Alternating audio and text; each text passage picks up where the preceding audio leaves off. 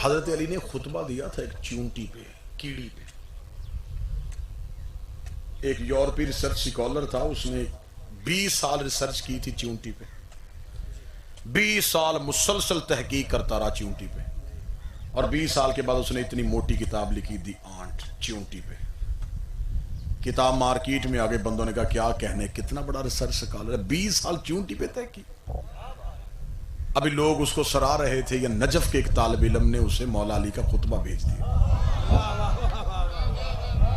جو ہی اس research scholar کے پاس وہ خطبہ آیا، وہ سر پکڑ کے بیٹھ گیا.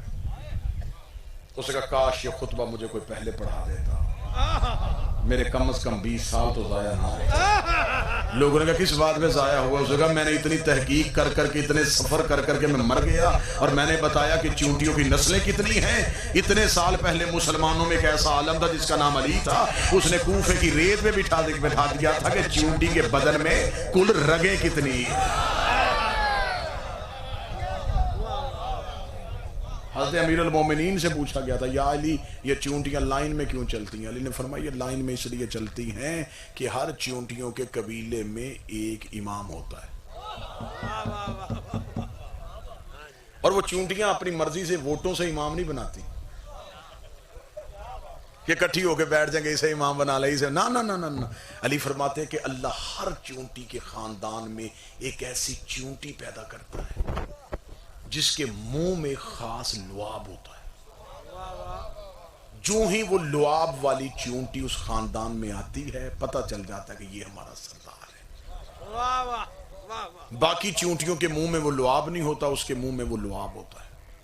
امیر المومنین فرماتے ہیں کہ جب وہ سردار چونٹی کہیں بھی دانہ لینے کے لیے نہیں جاتی، وہ اپنے مسکن میں اپنی بل میں بیٹھی رہتی ہے. جب چونٹیاں میدانوں میں آ کے دانہ چنتی ہیں تو اس کے حصے کا دانہ بھی چونٹیاں لے کے جاتی ہیں. اسے ہم انسانوں کی زبان میں خمس کہتے ہیں. وہ اس کے حصے کا دانہ لیتی ہیں، لے کے چلی جاتی ہیں، وہ اسے کھلاتی ہیں. اب بندے پریشان ہو گئے کہ اللہ نے اسے ویلا ہی پیدا کیا ہوا، وہ بس کھاتی ہے کچھ بھی نہیں کرتی. نہیں، اللہ نے اسے ایک کام دیا ہے. جب ایک زمین چونٹیوں کے رہنے کے قابل نہیں رہتی، گرمی زیادہ آ جاتی ہے، بارش ہو جاتی ہے، تو اب اگلی جگہ پہ جہاں اس خاندان نے جانا ہے وہ خود نہیں جاتی.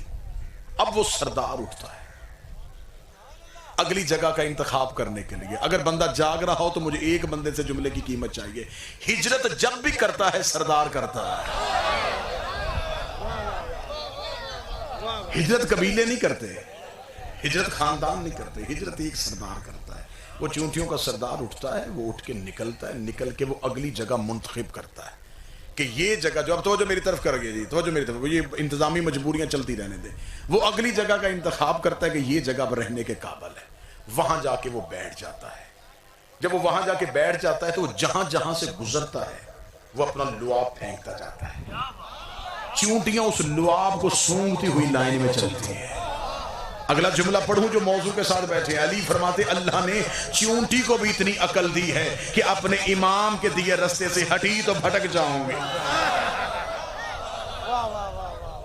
چونٹیاں جس لائن میں چلتی ہیں اسے انسانوں کی زبان میں صراط مستقیم کہتے ہیں.